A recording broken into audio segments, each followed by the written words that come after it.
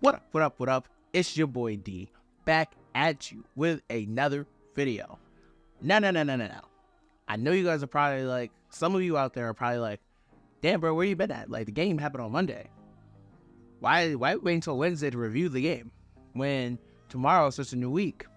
Well, if you don't know, now you know. Your boy was at the game. I was just at Heinz Field. I was literally just there. You don't believe me? There'll be a picture right there. I was literally at the game. Yeah, man, I had a hell of a time at the game. The game was fun. There was like 67,000 people strong in there. And if you notice, my voice is a little hoarse. Kind of sound like Doc Rivers right now. It's because I was in the stadium losing my freaking mind. But like I said, I promised you that I would come back and review this game real quick. So why don't I come back? So with that being said, Pittsburgh Steelers versus Cleveland Browns game recap, the Forever Edition. And here we go. All right. So with that being said, I thought the defense looked amazing. The defense looked absolutely incredible. If you look at what TJ Watt did, if you look at what Alex Highsmith did, they were absolutely disgusting the entire game. One thing I will say about TJ Watt, and I don't care who's listening, TJ Watt is the best defender walking God's green earth right now. There is nobody better. Nobody is better than TJ Watt. I don't give a damn about Nick Bosa. I damn sure don't give a damn about Myles Garrett. I damn sure don't want to hear about Mike Parsons and his no stopping the run looking ass. Don't tell, there's not anybody you can comment who is better than TJ Watt right now. As of September 20th, nobody's better than TJ Watt. Think I'm capping. If you think there's any type of cap in my rap, look at the last 2 weeks. We barely won a game. We won one game last year when he was hurt. Look what we did when he came back. Year before that, Depoy of the year. All-time sack leader. Tied the all-time sack record. And then on Monday, he's the all-time sack leader for the Pittsburgh Steelers. What more do I need to say? Who plays like TJ Watt? Who does both like TJ Watt? I'll be able to tell you, nobody does both like TJ freaking Watt. I just had to start right there. But bro, did y'all see Alex Highsmith out there? Alex Highsmith had a hell of a game. I think Highsmith did his damn thing out there with the pick six, the fumble. Bro, what he was really eating out there. And like, thank God, because we needed it. Because we're going to get into the offense. We definitely are going to get into the offense. But Highsmith, if you can't talk about TJ Watt in this game and not bring up Alex Highsmith was absolutely disgusting this game. The next person I want to talk about on this defense who kind of maybe got overshadowed a little bit, Larry Ogunjobi. Larry Ogunjobi was playing ball. He honestly kind of fulfilled that role of Cam Hayward very well. And I think, and you can't be really surprised why he filled that very well, is because Larry O is a veteran in this league. Hell, it was against his former team in the Browns. He is a wrecking ball in this league, and that's why everybody was so excited when we got him and then when we re-signed him. Thank God he didn't go to Chicago. So he definitely had a really good game. I like the things DeMarvin Leal did too. DeMarvin Leal really impressed me. Keanu Ben even impressed me. Honestly, I know people are not gonna like this because people have been hating on him a little bit, but Patrick Peterson, I like the way Patrick Peterson played. He would have gave out, what, 2 catches? Maybe. All game, and then he had like that handsy pass interference call. But other than that, he played great coverage. I don't understand why people are knocking Pat P so much, but Pat P played pretty good ball. I don't know. We finally got to see our guy, Joey Porter, JPJ. Little handsy for the game on the pass deflection, but they didn't call it, so it don't matter because they were just both hand fighting. I think JPJ could make a hell of a splash. in this defense. He definitely missed a tackle on Njoku. I got to see more of him coming up and making tackles because it's the Pittsburgh Steelers. So you ain't coming up and making tackles, you won't be on the field.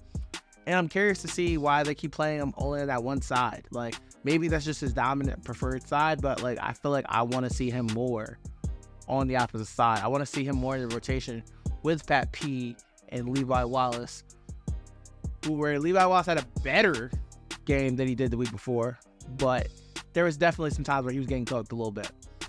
So with that being said, that's how I really feel about the defense. Hopefully Minka gets better. We're going to kick it into the offense. What a tragedy. Honestly, Kenny Pickett had a real rough game again. He didn't play that well, but did he play better than against the 49ers? Maybe a little bit. But he definitely showed he definitely showed flashes, and he definitely showed his mental toughness from taking that big ass hit he took to get that ball out to George Pickens on that slant. And GP took that shit to the house. We need to stop, bro. Matt Canada. Before we even get to GP, Matt Canada. I gotta step in my office. You're in the hot seat this week. Not in reality, because do I think you'll be fired? No. It's week 3. You know the Steelers play the waiting game. You know they don't fire anybody mid-season. Do I think you will be fired? No. Do I think you should be fired during the season? No. Why? Because nobody wins during that time. Nobody wins firing DCs and OCs in the middle of the year. I think that's just a waste of time, and it doesn't do good things to your team morale. But if we talking about next season, there's a door. There's a door. Why? Because look at the things you are doing. Our run game is absolutely hot basura. And one of the biggest reasons of it is if you look at the way they scheme people open, they do a terrible job at it. An absolute terrible job at it. If you look at, they got Najee Harris. Najee Harris is really our big bruising running back on outside tosses that didn't work to the right, so then he run it to the left. Why are we running outside zone with Najee Harris in the first place? Please explain to me. Like the Browns didn't have Myles Garrett and Zadarius Smith. Just explain to me why we're running tosses to the left and to the right on 2 back-to-back plays. Luckily, Najee Harris broke a tackle, been able to reverse it and went around.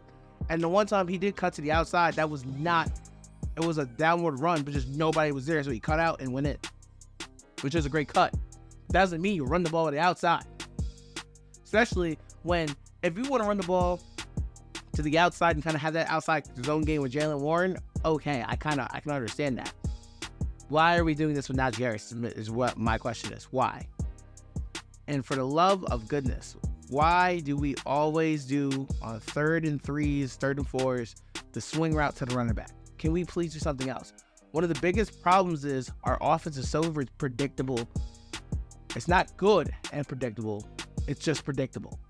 We can easily predict the Chiefs are going to throw the ball all game. We can predict that, but they're so great. We are not. Why are we doing this? He ran a stupid ass reverse. Like, come on, bro. Why? No. Did our offensive line have their best game? No. Absolutely not. But first person tell you that. But I feel like we have all these weapons and we just don't use them at all. Which is so weird because that's not what we saw in preseason. Like, that's like the first thing I think everybody feels is what happened to the plays you were calling in preseason. I understand it against lesser talent, but I swear to God, I feel like you're not calling these plays. I just don't understand. And does this maybe you're calling, like, I feel like he's calling scared, and he's calling to fit the defense's schemes. I feel like he's not calling to be aggressive. He's just going, okay, let me see what the defense is in. Oh, they're in this look, this down. Okay, so no, next down, run this play. And they're not in that look, and we have nothing audible. I feel like I haven't seen Kenny audible ever. So I feel like he's just getting these plays, these nasty ass plays in his ear and just having to walk up there and go do them, no matter what the defense is at. It just looks absolutely stupid. Is the best way I can describe it. But the negative out the way, George Pickens is a god. Why we don't feed him more often, I don't know. I honestly don't know. Especially if they want to dare cover you in man-to-man, and it wasn't Denzel Ward some of the times. Why are we not giving George Pickens the ball? I just don't understand it. Give him the ball. And now we got to see what we didn't see really last year, where he was just making all the contested catches. We got to see breakaway speed. We got to see him hit the home run ball. You know how important that is? We got to do something more with him. We got to get Pat Fry to move the ball. I don't know why we're not getting Pat Fry to move the ball. He had like one catch for like 2 yards. What are we doing? What are we doing? We got to get Pat in there more often. I don't know about you guys. I'm a huge fan of Darnell Washington run blocking. I really like it. But also, he's a big-ass weapon. Why can't we use him in the passing game either? Like, I feel like we're really using this really weird, slow and growth kind of thing throughout, and it's really annoying. Like, we got to work on our packages, because sometimes they're so easy to tell. Like, if Miles Boykin is coming in at receiver, we pretty much know damn well it's a run. For all the other team, I would know that. But I think the problem is we're shooting ourselves in the foot, and more importantly, we have to get Kenny on the ball rolling, because yes, the defense played an incredible game. They put up so many points, but can you expect a performance like that every week from this defense in order to win? No. Sometimes the defense has been bailing us out for the past 3 years. When is the offense going to be able to bail our defense out?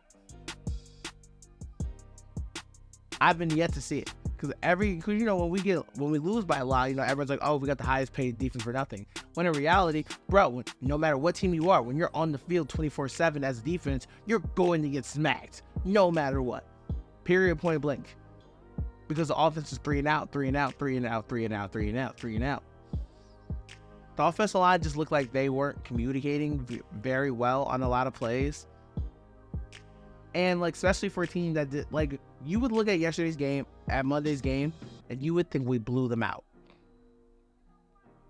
Because once Nick Chubb went down, prayers up for him, there was no reason for the game to be close.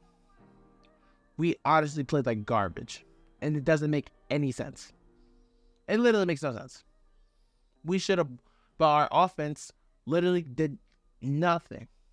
After we ran that touchdown, and we got, 2 field goals after that? We could just do better. It's the best way I can describe it. It's the only way to describe it. We need to do better, and we got to just do more. We got to do more to improve, to get to where we need to get to. So that's how I'm calling it. This is your game recap from me, somebody who was in the stands as a Pittsburgh Steelers fan, live in attendance. Yes, I heard the fire Matt Canada chant. Some shits were crazy.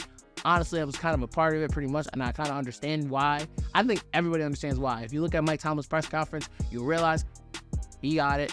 He know why we were doing that, because what the hell is he doing? But more importantly, let me know what you guys thought about the Steelers versus the Browns on Monday Night Football. I had a blast, one hell of a time being there. Shout out to DJ R&B. One hell of a time I was there for, man. But I will be back with your game preview of the Steelers versus the Raiders on Monday Night Football. First road trip game. I got the whole preview ready for you guys. I can't wait to get back into it. Glad to be home. Glad to be able to put more content out. Thank you guys for listening. And once again, it's been your boy Forever. Please like, comment, and subscribe. And once again, until Forever finds you.